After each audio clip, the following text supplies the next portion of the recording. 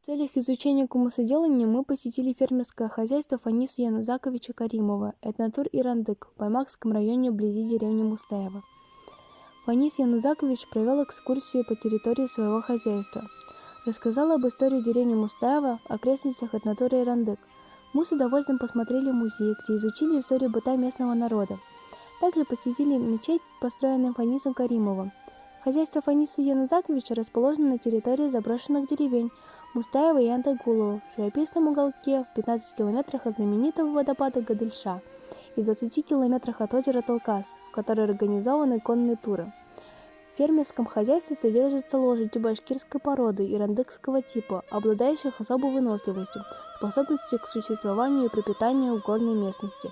В хозяйстве ежедневно надается более 2 центнеров кобыльего молока, из которого здесь же изготавливается целебный напиток кумыс. Мы стояли в необычном открытом деревянном помещении, примыкающем к загону лошадей, пространство с лавками для бидонов, а между ними и загоном странный узкий дощатый коридор. Сначала погонщик загоняет их в небольшой накопитель, как раз торт того самого дощатого коридора, а затем доярки, покрикивая и постукивая палкой по ограде, дают кобылицам команду отправляться по коридору, что те и делают друг за другом, заходя в коридор и останавливая сам кота, так как выход из него закрыт.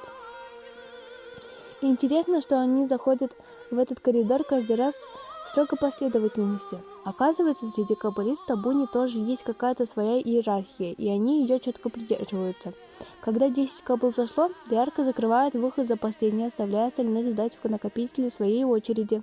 И именно здесь кобылицы будут доить по очереди. Доярки обмывают каждый из них вымя водой, а затем приступают к процессу доения. В течение дня каждую кобылу в этом хозяйстве доят 2 раза. Нелегкая работа.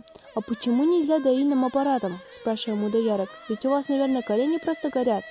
У лошади не коровы, у них от аппарата стресс, а для кумыса плохо, если у кобылы стресс. Оказывается, из-за стресса кобылица еще и неохотно будет отдавать молоко, поэтому удой будет гораздо хуже. Приготовление кумыса здесь происходит традиционным способом.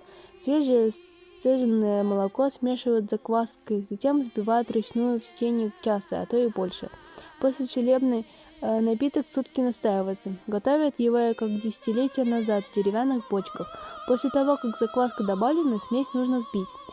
Делается это специальной палкой с насадкой на конце бишкека. Бишкек приподнимает над жидкостью и опускается определенной амплитудой, чтобы молоко на дне бочки бурлило особым способом.